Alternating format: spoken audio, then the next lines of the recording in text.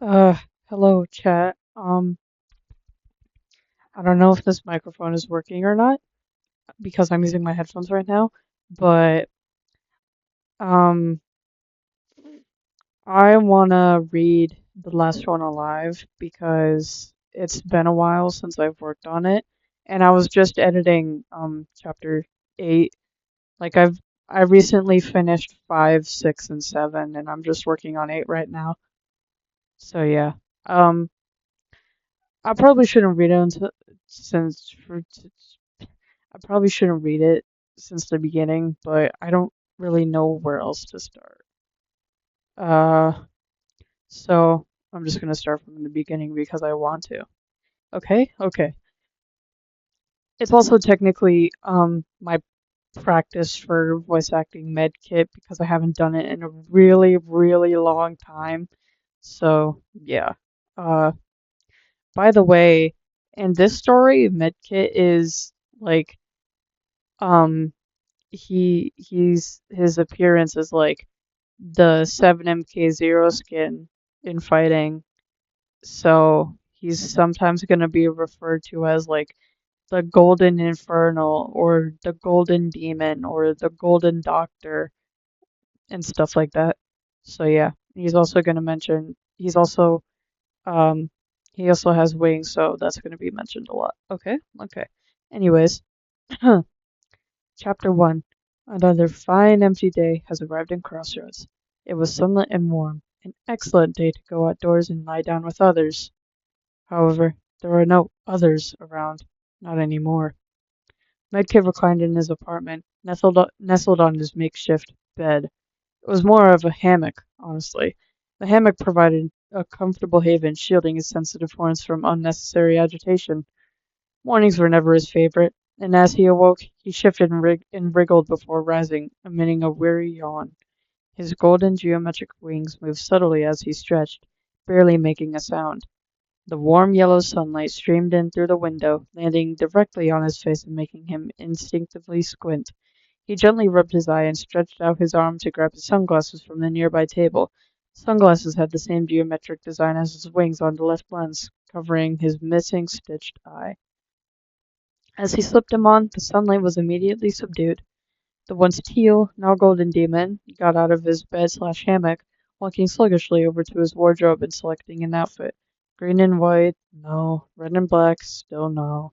He persisted in his search until he found his old uniform, a striking teal ensemble adorned with dark green accents and intricate gold imprints. He sighed heavily and shook his head, expelling the thoughts that began to intrude on his mind. He then turned his attention back to the array of outfits before him. Aha! Black and yellow. Medkit removed the outfit from the hanger and carefully ironed it to eliminate any ruffles or creases. After finishing the meticulous task of ironing his garments, he carefully slipped into the freshly pressed outfit. As he fastened the buttons and adjusted the collar, a peculiar thought crossed his mind. Why did he even need to wear neat clothes in the first place? He could walk out in a t-shirt and shorts without a problem. He nonchalantly dismissed the issue and continued with the task of putting on his clothes. The golden demon adorned his boots and stepped outside, where he was met with the gentle caress of radiant sunlight and the warmth of the air. As he emerged, the air enveloped his face with a heat akin to opening an oven. In the past, he could always discern the cacophony of other demons traversing crossroads. The absence of any sound except for a gentle breeze seemed incredibly unusual to him. There wasn't a single other demon in his line of sight, leaving him all alone in the stillness. Medkit let out a deep sigh and strolled down the empty streets, casting periodic glances at the row of cars lining the curbs. The vehicles seemed to have been parked there for quite some time, silently blending into the landscape. As he wandered, he was free to stop at any place that caught his interest. No longer bound by anyone's rules or expectations, he finally stumbled upon a quaint little library. The peaceful ambience made it the perfect spot to unwind and take a break. Upon pushing the door open, a small bell chimed, announcing his arrival. McKib meticulously combed through the towering bookshelves, carefully scrutinizing each book title. Having already devoured the contents of every volume in this library, he couldn't fathom what new literary treasures, if any, remained undiscovered. He wasn't particularly keen on rereading something given that he already knew the outcome, but despite that, he found himself reaching for a random book and delving into its pages. Time skips. After spending a few hours engrossed in the library, Medkit finally decided to leave. Stepping outside, he was greeted by a sudden cold breeze, a telltale sign that nightfall was imminent. The sky darkened, and a single raindrop splashed onto the ground before him, followed by a few followed by more droplets as the rain began to fall. Realizing he had no rain gear, Medkit hesitated for a moment before resigning himself to the fact that he would soon be drenched. Undeterred, he set off through the rain, heading towards a destination that held a special significance for him. The demon's thoughts were consumed by the sudden change in weather. When he awoke, the sun was shining, but now the rain was pouring down heavily. As he pondered the reason behind this unexpected shift, he couldn't help but think about Windforce, the deity believed to control the weather. Why would she be causing such a downpour and shedding tears? Then it dawned on him. The truth struck Medkit like a heavy blow. It became clear to him why Windforce was in such distress. Ever since the tragic demise of Banhammer, her beloved son and Medkit's partner, she had been unable to recover from her grief. As Medkit trudged through the rain, the sound of thunder grew louder. He longed to console Windforce, to ease her pain. He yearned for the days when every fighter was still alive and well. Medkit was paralyzed with fear, unable to bring himself to step outside when the tragedy struck. It has been precisely 14 days since the brutal incident claimed the lives of everyone in the vicinity. The weight of the regret is crushing him as he realizes that his decision to stay hidden meant that he couldn't offer to help anyone. While he might have faced the same fate if he had ventured outside, the burden of guilt engulfs him like an unstoppable, overwhelming tsunami. Medkit let out a heavy sigh as he trudged through the muddy path, determined to reach his destination. The biting wind and the relentless rain seemed to conspire against him, but after what felt like an eternity, he finally arrived at the desolate place known as the graveyard. The eerie stillness was broken by only the haunting sight of fighter gravestones scattered in disarray across the uneven ground. Unfazed, Medkit pressed on, his eye scanning the names etched into the weathered stones as he searched for one in particular. His weary legs protested at each step, the weight of the drenching rain seeming to multiply with every passing moment. Despite the discomfort, he pushed forward until, at last, he stopped abruptly before a solitary gravestone. The name etched on the stone sent a shiver down his spine. Banhammer. It was the one he had laid to rest himself, painstakingly arranging every detail from the coffin to the final shovel of dirt. Medkit knelt before the stone, unfazed by the booming thunder and the pelting rain. With a heavy sigh, he carefully removed a ring from the brow tine of his horn and placed it on the muddy ground. Despite the inclement weather, he was certain that the ring would remain undisturbed in this desolate place. Tomorrow he made a solemn promise to himself to revisit Banhammer's grave. This ritual had become an unending cycle in his daily life. Each morning, Medkit would awaken, meander through the streets, pay his respects at the graveyard, wander a little more, and eventually turn home. It seemed to have become his routine. As he rose to his feet, he struggled to contain his emotions, refusing to give in to the overwhelming urge to weep.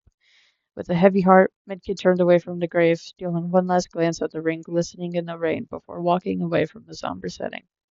Time skip. Upon arriving home, Medkit changed into cozy, dry clothes so he could relax and get a good night's sleep. He promptly placed the damp clothes in the washing machine to be cleaned and decided to air dry them the next day. Despite his busy schedule, he always made it a priority to spend some time outdoors, even if just for a few minutes or an hour.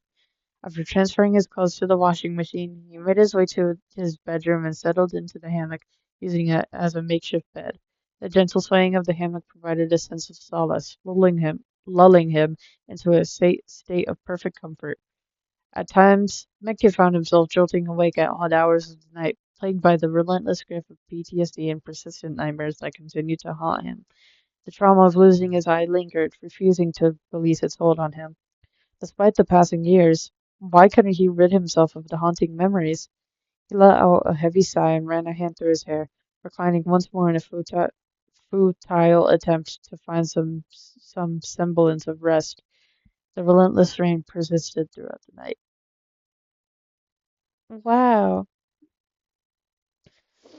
Oh, by the way, as you can probably tell, this was a Medhammer fanfic when I was writing it, but as you may know, I'm no longer interested in Medhammer, and I'm interested in Subkit. So, yeah.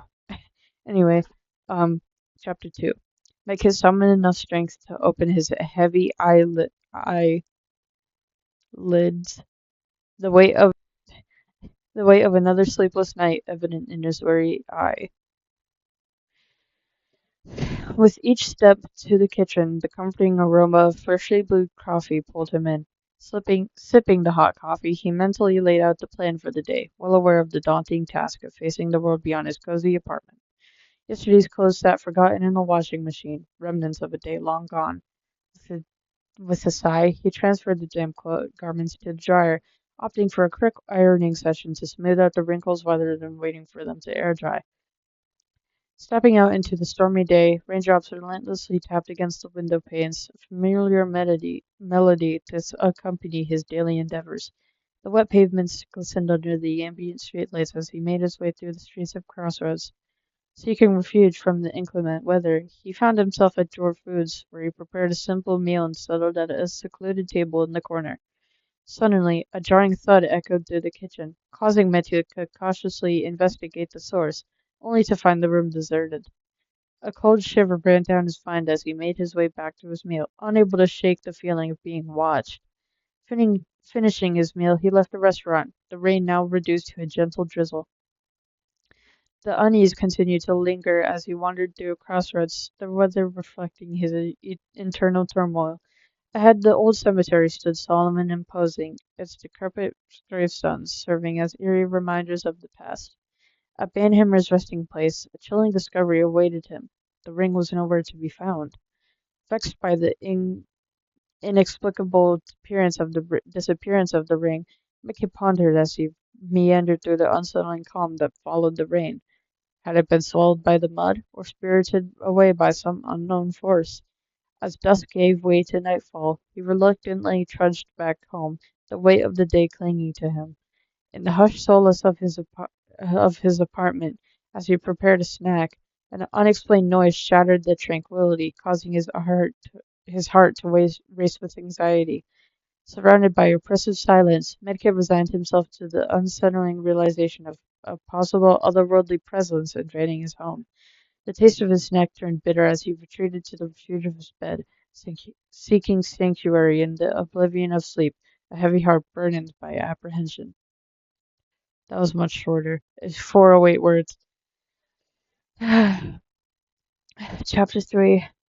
Micah endured a sleepless night, stirred from slumber by intermittent drawing sounds reverberating through his home. Each time he tried to drift into unconsciousness, a resounding crash or thump would jolt him back to wakefulness. Who would have thought that specters could be such a nuisance? At least, that's what Micah concluded. It seems to be the most plausible explanation for his predicament. As the first rays of dawn penetrated Micah's window, he let out a quiet, exasperated sigh. The cacophony that had plagued him through the night showed no signs of abating, leaving him frustrated and yearning for tranquility. As he rubbed his eye, he slowly sat up and stretched, feeling a slight yawn escape from his lips. His magnificent golden geometric wings suddenly shifted as he extended his body, basking in the silent morning air. Following his usual morning rituals of ironing clothes, dressing, and having breakfast, he ventured outside the deserted crossroads. With no one around to occupy the buildings, he was curious to observe how they appeared in their unutilized state. As he arrived at Slingshot's Cafe, Micah noticed that something was off. The usual cheerful jingle of the doorbell was replaced by an eerie silence. Upon entering, he observed the once bustling space now cloaked in neglect, with cobwebs clinging to every corner. As he approached the counter, I can speak English, I promise, anyway. His hand glided over the dusty surface, leaving a clear trail in the accumulated grime. Mike glanced up and was surprised to see that the lights were still shining brightly despite not being turned off for the past 2 weeks. Although there were occasional flickers, they seemed to be holding up quite well. He brushed the dust off his hand and strolled out of the cozy cafe, pondering his next destination. Lost in his thoughts, a gentle breeze caught him by surprise. As he turned his head, a piece of paper fluttered into his face, momentarily startling him. Removing the paper, he discovered it to be an advertisement promoting BlackRock, the faction where Medkit used to work before embarking on his prolonged journey with Lost Temple. His gaze lifted from the paper, puzzled as to why the wind chose to toss the paper directly into his face. Medkit's eye scanned the paper again, lingering on the bold capitalized word on the top. BlackRock! The large font seemed to demand attention, but then his gaze shifted to the smaller text below, where a call to action awaited. Have you always wanted to create? Be a scientist? Well, now's your chance. Join BlackRock today. As he looked up from the paper, he surveyed the empty surroundings. It had been 2 weeks, and there was still no one in sight, just the same desolate scene. He carefully folded the paper advertisement, feeling the creases under his fingertips, then gently tugged it into his pocket, letting out a wistful sigh. Perhaps he would entertain the idea of revisiting Blackrock to witness the metamorphosis it had undergone. After a treacherous journey through the snow-covered peaks of Blackrock, he arrived at the imposing structure. The edifice resembled a medieval fortress, but it was a cutting-edge robotics laboratory specializing in the creation of biographs and betagraphs. Struggling against the weight, Medkit heaved open the massive doors, their age evident in the effort required to budge them. With a loud protesting creak, the doors finally yielded, allowing him to step inside. As soon as he entered, the doors slammed shut behind him, enveloping him in darkness. Great, another problem to deal with, Medkit thought, resigned to another daunting situation. Fortunately, Medkit had a high-powered flashlight which emitted a broad beam of light that illuminated a wide area. This wasn't your ordinary flashlight. As he switched it on, he surveyed his surroundings, observing the dusty metal shelves and cabinets lining the space. With each step, his shoes reverberated through the rooms and corridors as he ventured further. It didn't take long for Medkit to stumble upon a generator and a power box. What a stroke of luck, he remarked to himself as he opened the box and flipped all the switches to the on position. Next, he turned his attention to the gas-powered generator and noticed several gas canisters neatly tucked under a nearby shelf. Just as I expected, he muttered in a somewhat exasperated tone. Carefully, he retrieved the canister and poured its contents into the awaiting diesel tank connected to the generator. Within moments, the overhead lights flickered and then brightly illuminated the area, prompting Medkit to power off his trusty flashlight. He averted his gaze from the generator and power box, surveying the expanse of Blackrock Lab. The architecture of Blackrock was a striking mix of prison, hospital, and school elements, creating an unsettling amalgamation of the three. As Medkit traversed the echoing corridors, he encountered room after room that resembled hospital wards, each one labeled with its unique number. The austere rooms contained only a solitary bed, a monitoring device, and an array of menacing tools. But these were no ordinary tools. No, they were instruments of torment, intended for the cruel and unjustifiable mistreatment of innocent individuals. Subspace had made a habit of conducting experiments on unwitting subjects, subjecting them to unspeakable suffering. Medkit was overwhelmed by this unsettling realization that he had once been imprisoned within the formidable walls of Blackrock. Despite now working as a healer, he found it impossible to shake off the trauma from his time in subspace and Blackrock. The memories caused him a throbbing headache, and he couldn't stop replaying everything he had experienced there. Nevertheless, his curiosity led him to explore the rest of the building, his golden geometric wings fluttering slightly as he walked. He couldn't help but peer into the various rooms and take note of their numbers as he went along. Medkit continued walking until he reached a particular room and suddenly froze in his tracks. His eye widened in horror at the shocking sight before him. It was like anything he had ever encountered in his ordinary daily life, and it left him utterly speechless. In the dimly lit room, A figure lay still on the bed, surrounded by the quiet hum of medical equipment. The heart monitor, once a steady rhythm of peaks and valleys, had now fallen silent, a flat line signaling the end. But amidst the solemn atmosphere, something else caught Medkit's attention. As he approached the motionless form, each step seemed to echo the weight of the situation, his breath going heavy with each passing moment. The civilian's torso was cut open, revealing all of its internal organs, bones, and everything inside the body of a regular demon, and there was blood everywhere. On the side of the bed, some drips onto the floor. On the walls, almost as if the civilian had been beaten against the wall until they went unconscious. Mickey stepped away. A wave of nausea washed over him as he continued to gaze at the gruesome scene in front of him. The disarray suggested that the incident had occurred not long ago, perhaps even moments before his arrival.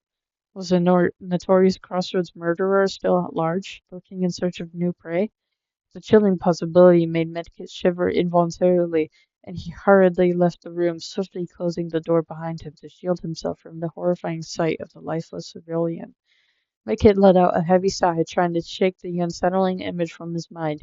He pressed on, determined to explore Blackrock further, but was abruptly halted by the sound of a strangely familiar voice calling out to him from behind. This caused him to come to a standstill once more. Betty. Medkit's metallic wings quivered as he pivoted and caught sight of Subspace, positioned at the far end of the corridor, gazing directly at him. A sense of unease washed over Medkit. Subspace was supposed to be deceased, just like everyone else. Trepidation welled up inside Medkit as he took a step backward, all the while locked in a tense stare down with Subspace, who remained motionless at the end of the hallway. Medkit glanced away for just a moment, his gaze flitting back to the closed door beside him. When he looked back at Subspace, he was startled to find that Subspace had disappeared, as if he had never been there at all. Medkit doubted his sight. Was he seeing things? It couldn't be possible, could it? Shaking his head, Medkit turned around and then hurried away. All he wanted now was to leave Blackrock as soon as possible and return home. Time skip. Upon finally arriving back at his apartment, Beckett mustered every last bit of his strength to open the door to his bedroom. As soon as he stumbled in, he collapsed onto the cozy embrace of his hammock, his weary legs aching for respite after such a long and arduous sprint. Heaving a heavy sigh, Beckett's wings fluttered and gradually relaxed, betraying his exhaustion, which seemed more profound than usual after his unsettling encounter at Blackrock. It was as if the mere sight of that place sapped him of energy, a sensation he had long felt dating back to before he lost his eye. It took less than a minute for him to fall asleep. Yay! Okay. Chapter 4. Megkit jolted awake, drenched in perspiration and struggling to catch his breath. His glasses were askew on his face, a reminder that he had forgotten to remove them before falling asleep. Glancing at the clock on the wall, its luminous hands indicated the unearthly hour of 4 in the morning. With a weary sigh, he adjusted his glasses and carefully placed them on the nearby side table. As he rose from his bed, his wings shimmered with a soft, ethereal golden glow, their delicate movements reflecting his unease. The pitter-patter of rain against the window-pane filled the room, and Medkit pondered whether the distant rumble of thunder had roused him from his slumber. Dismissing the notion, he shook his head, realizing that it must have been yet another nightmare that had stirred him from his rest. As he made his way through to the door, he could feel the cool metal of the handle under his touch. With a soft creak, the door swung open, revealing the dimly lit hallway outside. As he stepped out of his room, he could feel the faint but unmistakable glow of his wings, casting a soft, otherworldly light in the darkness that enveloped his apartment. Fumbling in the dark, he reached for a light switch, but his efforts were in vain. The sudden darkness was a result of the raging thunderstorm outside, which had knocked out the power throughout the building. The air was heavy with the sound of rain, and Medkit let out a deep sigh before he gently flapped his wings, causing them to glow even brighter and cast a larger, more illuminating light around him. Approaching the front door, he paused to listen to the torrential downpour outside before slowly pushing the heavy door open. As the door creaked ajar, a powerful gust of wind rushed in, almost knocking Medkit off balance. It felt as if a raging hurricane had just swept through the area. Raising his eyes to the dark, stormy sky, Medkit couldn't help but feel a pang of guilt, knowing that Windforce was still mourning the loss of Banhammer, and that her grief was manifesting in the relentless rain. Medkit strolled through the deserted streets of Crossroads, enveloped by the pitch-black night that obscured his vision. Despite his efforts to make his wings glow brighter by flapping them, the darkness prevailed. A deep sigh escaped his mouth as he lamented his decision to leave behind his flashlight, which lay forgotten on the kitchen counter. With the option to turn back now out of the question, he continued to walk. The moon cast an eerie glow over the cobblestone streets as Mike clumsily made his way through the narrow alleyways, bumping into buildings and tripping over his own feet. The air was still and heavy with the scent of damp earth as he finally reached the graveyard once again. A sense of unease crept over him, a feeling that something was different about this visit. Even though nothing out of the ordinary had occurred in the graveyard over the last 3 days, he couldn't shake the feeling that tonight was different. As he stood among the silent, looming gravestones, a shiver ran down his spine. Why did he have the inexplicable sense that something was about to happen? He shook his head, trying to dismiss his irrational fears. It would be absurd for anything unexpected to occur in the middle of the night, he told himself. As he strolled through the cemetery, his eyes paused at each weathered gravestone, silently paying homage to the departed. Among the sea of names, one always stood out: Banhammer's. Mecca had an uncanny ability to effortlessly recall the precise path to Banhammer's gravesite. Every twist and turn, every left and right, seemed to be etched into his memory, guiding him unerringly to his destination. He knelt on the rain-soaked ground, indifferent to the mud seeping through his clothes as the heavy rain poured down. After a few moments, as he prepared to rise, a faint digging sound caught his attention. He gazed around, but the darkness obscured his vision, rendering everything invisible. Straining to listen, he realized the sound was emanating from the underground. A sense of unease caused his wings to flutter, signaling his growing apprehension. Was he merely imagining things? Nick shook his head, hoping to dispel the persistent digging sound that echoed in his ears. He suddenly urged himself to believe that it was just another hallucination, a figment of his imagination. Despite his efforts, the sound of digging only intensified, growing louder and more insistent with each passing moment. It grew louder and louder and louder and louder. Suddenly, without warning, a mysterious hand burst from the damp earth, startling Medkit and causing him to let out a sharp yelp. In his confusion, he lost his footing and stumbled, ultimately landing awkwardly on the muddy ground. The impact left his back covered in grimy soil, adding to the chaos and disarray of the unexpected situation. As he caught his breath, he gazed warily at the peculiar appendage that had disrupted his peaceful moment. What the hell? Is it a zombie? He exclaimed, his voice trembling with fear and disbelief. The sight was unimaginable. Venomshank, the powerful deity, wouldn't just summon zombies without reason. Another hand emerged from the darkness, causing Medkit to instinctively back away, his mind swirling with a mix of fear and confusion. Medkit took a few steps back, feeling the cold, damp stone of a gravestone against his back, preventing him from retreating any further. He swiftly rose to his feet and sought refuge behind the gravestone. It was a bit cramped, but it provided adequate cover, concealing a significant portion of his body. Peering over the top of the stone, he observed as the two hands in the soil wriggled before propelling a tall figure upward from the ground. Due to the darkness and the rain, Micah struggled to discern the identity of the emerging figure, and his vision was further obscured by the mud that had splattered onto his glasses when he had fallen earlier. Suddenly, amidst the silence, a voice echoed through the air, catching him off guard. You know I can see your wings, right? His heart skipped a beat as he recognized the voice. It couldn't be Banhammer. Micah carefully removed his glasses and rose from his crouched position behind the weathered gravestone. As lightning streaked across the sky, the brief illumination revealed the identity of the figure approaching him. It was Banhammer, unmistakably, but there was something distinctly altered about his appearance. The play of light and shadows emphasized the subtle yet significant transformation in his countenance. Banhammer let out a hearty laugh, the sound echoing through the air. Ha ha ha! You bet! I'm vibing with this new look, although I could do without all this dirt, he remarked, brushing off the soil that clung to his clothes and arms. Medkit's mind reeled with bewilderment. How could Banhammer be standing before him, alive and well? It didn't make sense. He had discovered Banhammer's lifeless body 2 weeks ago.